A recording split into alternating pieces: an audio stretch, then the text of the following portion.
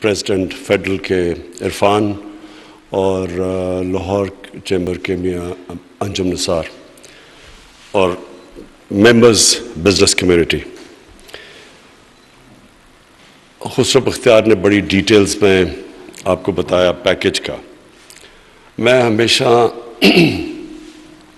جب کرکٹ بھی کھیلتا تھا تو سونے سے پہلے میں ہمیشہ جو دن کا جو میچ ہوتا تھا جب تک میں اس کی اپنی کرٹیک نہ کر لوں کہ میں نے میچ اس طرح کھیلا تو مجھے کھیلنا کیسے چاہیے تھا، کیا غلطیاں میں نے کی، میں سوتا نہیں تھا.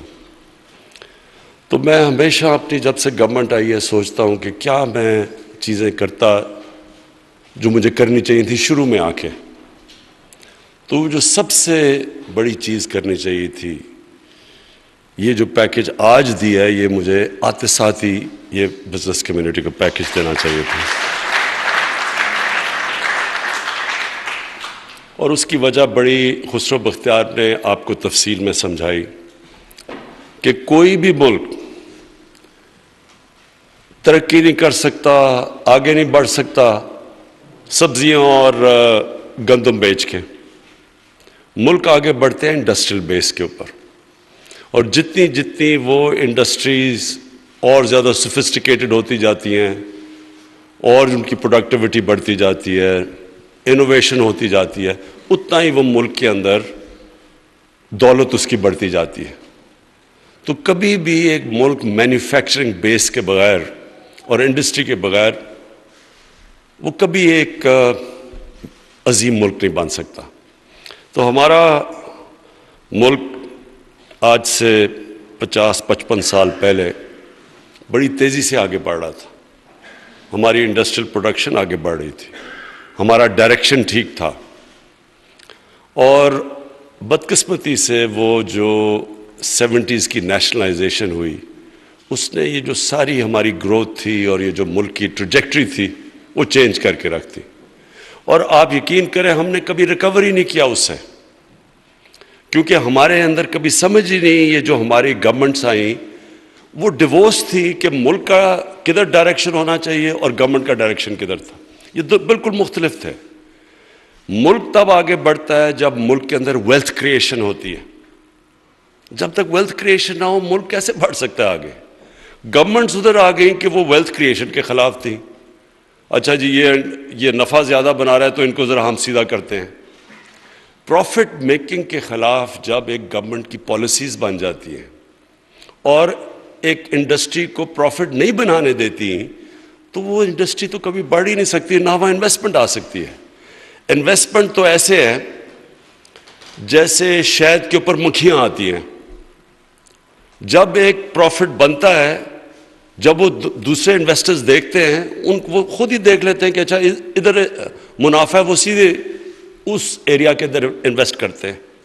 تو جب ایک گورنمنٹ کی پالیسی بن جائے انویسٹمنٹ کے خلاف اور پروفٹ میکنگ کے خلاف، جو کہ ایک سوشلسٹ مائنڈ سیٹ تھا اور وہ ہوا پاکستان میں، تو ہمارا ملک کو جانا کہیں چاہیے تھا اور ہم نکل کہیں اور گئے. تو یہ تو ہم نے شروع سے ہی فیصلہ کیا تھا کہ ہم نے آتے ساتھ ہی انڈسٹریلائزیشن کے اوپر توجہ دینی ہے، اور وہ بھی ایکسپورٹ اورینٹیڈ انڈسٹری کے اوپر. لیکن جو ہم نے ایمنسٹی دی پہلی، میں اب دیکھتا ہوں کہ ہمیں وہ اس طرح اوپن ایمنسٹی نہیں دینی چاہیے تھی.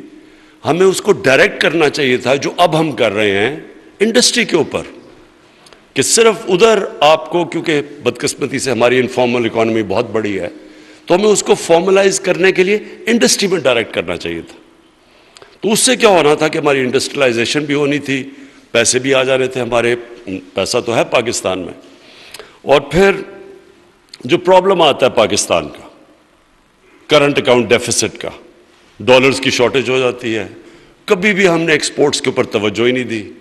میں نے کل اپنی تقریر میں ایک گراف دکھایا تھا کہ 2000 کے اندر Vietnam, Rwanda, China, India, Pakistan, Bangladesh, اس گراف میں 20 سال کے اندر سب کے سامنے روانڈا سب سے تیزی سے اوپر جا رہا ہے ایکسپورٹس پہ، ویتنام بڑی تیزی سے اوپر جا رہا ہے، ہندوستان، بنگلہ دیش اور چائنا اس سے بھی تیز، سب سے نیچے پاکستان ہے. ہماری ایکسپورٹس ہی نہیں بڑھی، جو تھوڑی سی مشرف کے دور پہ بڑی تھی وہ بھی لیول آؤٹ کر گئی. تو جب ملک کی ایکسپورٹس ہی نہیں بڑھے گی تو ڈالر کا تو کرائسس ہر تھوڑی دیر کے بعد آ جائے گا. جب اکانومی بڑھنے لگتی تھی ہمارے ڈالرز کی کمی ہوتی تھی، کرنٹ اکاؤنٹ ڈیفیسٹ ہوتا تھا، ہمیں IMF کے پاس چلے جانا پڑ رہا تھا. تو کوئی لانگ ٹرم پلاننگ پاکستان کی نہیں تھی کہ ہم کیسے اس ٹریپ میں سے نکل سکتے ہیں کہ ہر تھوڑی دیر کے بعد ہمارے پاس IMF کے پاس جانا اس لیے پڑے کہ ہمارا ریزروز کم ہو گئے ہیں، ڈالرز ہمارے پاس نہیں ہیں. تو اس لیے یہ جو پالیسی ہے اس کے دو پہلو ہیں. ایک تو ہم نے صرف ان جو پیسہ پڑا ہوا ہے اس ملک کے اندر، جو پلاٹس کے اندر پڑا رہتا ہے، لوگ پروڈکٹیو استعمال نہیں کرتے، اس پیسے کو ڈائریکٹ کر دیا انڈسٹری کی طرف. اسمال اور میڈیم انڈسٹری کے اوپر سب سے زیادہ زور لگایا، جو کہ سب سے مشکل اٹھانی پڑتی ہے اسمال اور میڈیم انڈسٹری کو. ان کے اوپر اتنی ہم نے مشکلیں ڈال دی ہیں کہ جو اس ملک کا انڈسٹریل بیس بننا چاہیے تھا، ہمیشہ اسمال اور میڈیم انڈسٹری بیس ہوتا ہے ملک کا، اس کے اوپر اتنی مشکلیں ڈال دیں کہ وہ اپنے آپ کو نکال ہی نہیں سکتا اور ریسٹرکشن سے. اور اس کے لیے ہم نے ایک بڑی اچھی اسمال اور میڈیم انڈسٹری کے لیے پالیسی لے کے آئے ہیں، جس کے اندر ہم ان کی جو بھی ریگولیشنز ہیں وہ ہم گیلوٹین کر رہے ہیں، کم کر رہے ہیں، ان کے اوپر جو چیکس ہیں وہ ختم کر رہے ہیں، آسانیاں پیدا کر رہے ہیں ان کے لیے. آپ دیکھیں گے کہ ایز آف ڈوئنگ انڈیکس جب بھی اب پاکستان کا میجر ہوگا، آپ انشاءاللہ دیکھیں گے کہ پاکستان اب بڑی تیزی سے اوپر چلا جائے گا، کیونکہ ہم نے بڑی چیزیں ختم کر دی ہیں، ریگولیشنز جو کہ رکاوٹ بنی ہوئی تھی. دوسرا، ہم نے سکھ انڈسٹری، اب اتنی ہماری انڈسٹری پڑی ہوئی ہے، کیونکہ اگر آپ نئی انڈسٹری لگاتے ہیں تو پھر بھی تھوڑا سا ٹائم لگتا ہے، لیکن جو انڈسٹری سکھ ہوئی ہے وہ پورا پاکستان کے کیپٹل ضائع ہو رہا ہے. تو اس کے لیے ہم نے انسینٹیوائز کر دیا کہ سکھ انڈسٹری میں بھی آپ پیسہ ڈالیں گے تاکہ ہماری انڈسٹریل گروتھ بڑھے. اور پھر جو اوورسیز پاکستانیز، دیکھیں میرا سب سے زیادہ تجربہ اوورسیز پاکستانیز کے ساتھ ڈیل کرنے کا ہے. میں کرکٹ کے زمانے سے اوورسیز پاکستانی ساری دنیا میں کمیونٹیز جانتا تھا. پھر شوکت خانم بنانا شروع کیا تو اس کے لیے سب سے زیادہ میری مدد اوورسیز پاکستانیز نے کی. تو میں ہر دنیا کے جدھر اوورسیز پاکستانی سے وہاں جاتا تھا پیسے اکٹھے کرنے کے لیے. تو مجھے ان کا پھر بزنس کمیونٹی کا بھی آئیڈیا ہو گیا، وہاں جو لوگ کام کرتے تھے. اور اب میں 30 سالوں کی بات کر رہا ہوں جب سے میں نے پیسے اکٹھے کرنے کیے شوکت خانم کے لیے. تو میں نے دیکھا آہستہ آہستہ چھوٹا بزنس مین بڑا بزنس مین بنتا گیا، اور ان سے پھر مجھے آئیڈیاز آئے کہ وہ کیوں نہیں پاکستان میں بزنس کرتے، کیوں نہیں انویسٹ کرتے آ کے پاکستان میں. تو ادھر سے مجھے آئیڈیا ہوا کہ ہم نے سب سے بڑا جو اپنا اثاثہ ہے اوورسیز پاکستانی، ان کے لیے کتنی رکاوٹیں ہم نے پیدا کی ہوئی ہیں، ہر وقت ان کو مشکل رہتی ہے. پھر ایک کانٹریکٹ انفورسمنٹ، اگر ان کا کوئی انویسٹ کرتے ہیں پیسہ اور کانٹریکٹ جو پارٹنر ہے، جو مسئلے آتے ہیں ہمارے پاس، ان کے پاس رل جاتے ہیں عدالتوں کے اندر. تو یہ ساری چیزیں پھر مجھے تب سے یاد ہے کہ ان کے وہ پھر آخر میں تنگ آ کے پلاٹ کے اندر پیسے ڈال دیتے تھے، پھر پتہ چلا پلاٹ کے اوپر قبضے ہو جاتے تھے. تو یہ ساری چیزوں کے لیے ہماری گورنمنٹ نے آتے ساتھ ہی ایکشن لیے. قبضہ گروپ کے اگینسٹ ہم نے ایکشن لیے ہیں. ہم نے اب اسپیشل اوورسیز پاکستانیز کے لیے کورٹس بنا دیے ہیں. ان کے لیے مسلسل ہم آسانیاں پیدا کرتے رہے ہیں. اور اب ہم ان کو یہ دعوت دے رہے ہیں کہ وہ پاکستان کے اندر جب انویسٹ کریں گے تو 5 سال کا ان کو ٹیکس ہالیڈے ملے گا، نو کوسچنز آسکڈ ہوگا. اور اگر وہ آپ کے ساتھ پاکستان کی کسی بھی انڈسٹری کے ساتھ جے کریں گے، جوائنٹ وینچر کریں گے، تو تب بھی دونوں کے لیے، یعنی جو پاکستانی انڈسٹری بھی ان کے ساتھ مل کے جوائنٹ وینچر کرے گی اور اوورسیز، تو ان کے لیے 5 سال کا ٹیکس ہالیڈے کر دیے. کوشش اس کی یہ ہے کہ باہر سے ہم کیپٹل اٹریکٹ کریں. اوورسیز پاکستانیز کے پاس جتنا پیسہ ہے اس کا صرف ابھی ایک چھوٹی سی رقم آ رہی ہے پاکستان میں. اور یہ جو ابھی اب بات کی ہم نے ان کو تھوڑا سا ریمیٹنسز میں انسینٹیوائز کیا ہے تو آج ریکارڈ ریمیٹنسز $30 ارب سے اوپر آ چکی ہیں پاکستان میں. ہم نے صرف تھوڑے انسینٹیوز دیے ہیں. تو جب ہم ان کے لیے اب یہ ٹیکس ہالیڈیز کر رہے ہیں اور انشاءاللہ اور بھی ان کے لیے آسانیاں پیدا کر رہے ہیں, تو جیسے اگر ان کو اعتماد ہو گیا کہ وہ اپنا کیپٹل لا سکتے ہیں انویسٹ کرنے کے لیے انڈسٹری میں, تو اصل میں یہ ملک جو ٹیک آف کرے گا انڈسٹریلی, وہ سب سے ٹیک آف کرے گا جب اوورسیز پاکستانیز جو وہاں کامیاب بزنسز ہیں, جو کامیاب انڈسٹریز جنہوں نے لگائی ہوئی ہیں, جب وہ اپنا پیسہ لے کے آئیں گے اور یہاں انویسٹ کریں گے, کیونکہ ان کے پاس سکلز بھی ہیں, ان کے پاس کیپٹل بھی ہے, صرف کانفیڈنس چاہیے ان کو اور انسینٹیوز چاہیے. تو ہم نے پھر یہ صرف اپنی انڈسٹری کے اندر لوگوں کو انویسٹ کرنے کے لیے دعوت نہیں دے رہے, آج ہم اوورسیز پاکستانیز کو بھی پورا موقع دے رہے ہیں کہ آپ بھی اپنا پیسہ لے کے آئیں اور پاکستان کے اندر انویسٹ کریں. آپ کو سب کو پتہ ہونا چاہیے کہ جب چائنا اور انڈیا جب انہوں نے اپنی اکانومی کھولی تھی اور جب ایک دم ان دونوں کی 90 کی دہائی میں شروع ہوئی تھی ان کی گروتھ, تو دونوں نے سب سے زیادہ اپنے جو ایکسپیٹریٹ کمیونٹی تھی, اوورسیز چائنیز اور اوورسیز انڈینز, ان کو انہوں نے دعوت دی تھی کہ اپنے ملک میں سب سے پہلے انہوں نے انویسٹ کیا تھا, پھر باہر کے انویسٹرز آئے تھے. تو ہمارا بھی جو ہمیں کرنا چاہیے تھا اب تک, اتنی بڑی ہمارے 90 لاکھ اوورسیز پاکستانی ہیں, ان میں ہر قسم کے پروفیشنز ہیں, ہر قسم کے انٹرپرینورز ہیں, بزنسز ہیں. تو ہم ان کو ابھی تک ہم کامیاب نہیں ہوئے ان کو اس ملک میں لانے کے لیے. تو یہ انڈسٹریل پالیسی ان کے لیے بھی ہے, پاکستان کے اندر بھی اسمال اور میڈیم انڈسٹری کو انسینٹیوائز کرنے کے بھی ہے, اور انشاءاللہ جو کہ ابھی تک نہیں ہوا, جس لیول کی انڈسٹریلائزیشن ہونی چاہیے تھی اس کے لیے بھی ہم نے بڑا قدم اٹھایا ہے. اور آخر میں جو سب سے پہلے جس طرح میں سوچتا ہوں کہ مجھے آتے ساتھ ہی کیا کرنا چاہیے تھا, ایک تو یہ انڈسٹری کے لیے صرف ایمنسٹی دینی چاہیے تھی انڈسٹری کے لیے انویسٹمنٹ کے لیے, اور دوسرا جو آئی ٹی ہے, انفارمیشن ٹیکنالوجی, ہندوستان کہاں سے کہاں پہنچ گیا, اور ہم دیکھیں کہ ہماری ان کے مقابلے میں خیال میں ان کے $140 ارب ایکسپورٹ ہے آئی ٹی کی, اور ہم ابھی 70% ایکسپورٹ بڑھی ہے ہمارے آتے ہوئے, لیکن وہ کچھ بھی نہیں ہے, مشکل سے $4 ارب بھی نہیں ہے, یہ کچھ نہیں ہے. اور اس کی وجہ یہ ہے کہ ہم نے اپنے فری لانسرز کو, اپنی آئی ٹی کمپنیز کو انسینٹیوائز ہی نہیں کیا. ہم نے ان کو ایسے رکھا جیسے عام انڈسٹری کو ہم ٹریٹ کر رہے ہیں. آئی ٹی انڈسٹری بالکل مختلف ہے, اس کی ریکوائرمنٹس مختلف ہے, ان کے انسینٹیوز مختلف ہیں. تو یہ پہلی دفعہ اب ہم نے ان کو پوری طرح انسینٹیوائز کیا, اپنے انفارمیشن ٹیکنالوجی کے سیکٹر کو, کمپنیز کو بھی, فری لانسرز کو بھی ہم نے پوری طرح اب انسینٹیوائز اور چھوٹ دی ہے, کیونکہ یہاں تو ایک ینگ پاپولیشن ہے, ہماری دنیا میں دوسرے نمبر پہ سب سے نوجوان آبادی ہے, اور یہ آئی ٹی کے لیے یہ تو سب سے بڑی ریکوائرمنٹ ہے. ہاں ہم نے اور بھی کام کرنا ہے, ہم نے آئی ٹی پروفیشنلز کے لیے بوٹ کیمپس کرنے ہیں, ہم نے ان کے لیے اپنے یونیورسٹیز میں بھی سلیبس چینج کرنے ہیں, یعنی ہم نے ان کو اور بھی مدد کرنی ہے. لیکن سب سے امپورٹنٹ چیز کہ جب ہم ان کو انسینٹیوائز کریں گے اور ان کو بریکس دیں گے, تو جو سب سے تیزی سے سیکٹر آگے بڑھے گا وہ انشاءاللہ ہمارا آئی ٹی سیکٹر ہوگا.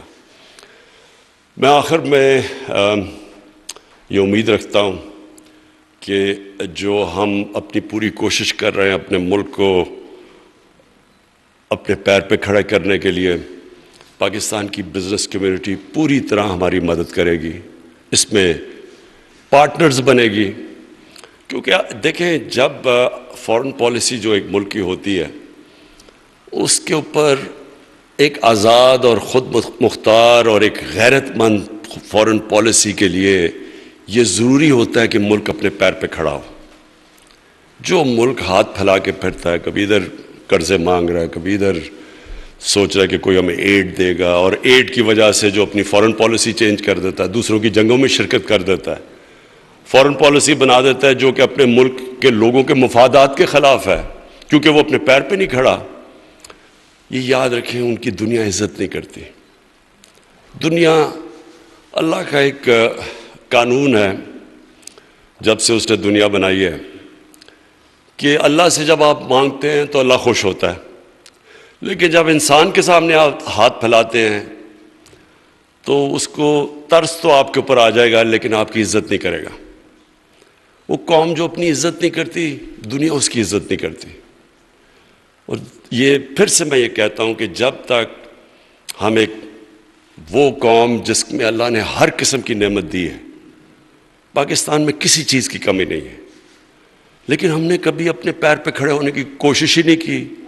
آسان چیز تھی، ایڈ لے لو، اچھا جی وہ افغان جہاد میں شرکت کر لو کیونکہ وہ اسے پیسے آ رہے ہیں، اور ضیاء الحق کہہ رہے جی پی نٹس، ساری قوم بڑی خوش ہو رہی ہے جی پی نٹس، یعنی کہ اور پیسے دو تو ہم جنگ لڑیں گے۔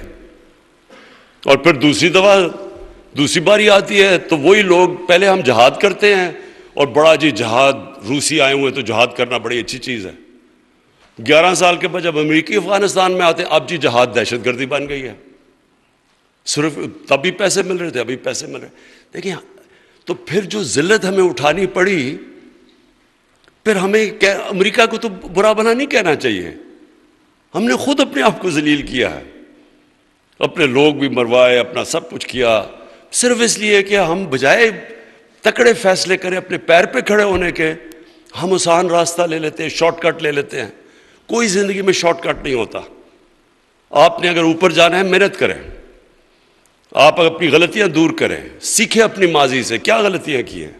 اور سب سے بڑی ہم نے غلطی کی کہ ہم نے کبھی اپنی ایکسپورٹس کو زور نہیں دیا۔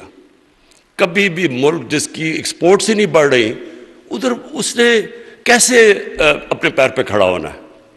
مہاتر محمد نے مجھے کبھی نہیں بھولتا، پہلی دفعہ 20 سال پہلے ملا تو میں نے ان سے جب پوچھا کہ کیسے ملیشیا ہمارے سے کوئی مقابلہ ہی نہیں کر سکتا تھا، پاکستان اور ملیشیا کا، آج سے 50 سال پہلے میرے ساتھ HSN کالج میں ان کے شہزادے آگے پڑھا کرتے تھے، وہ سوچ نہیں کوئی سکتا تھا کہ پاکستان کہاں ملیشیا کا۔ تو اس نے کہا کہ ہم صرف پہلے ٹن اور ربر بیچتے تھے دنیا کو، ہم نے کہتا میں نے شروع کی الیکٹرانکس ملیشیا میں، پہلے ایک کاٹیج انڈسٹری بنا کے گھروں کے اندر، ہم نے کہا اچھا جی تم اسمبلی پلانٹس لگا لو، انسینٹیوائز کر دیا۔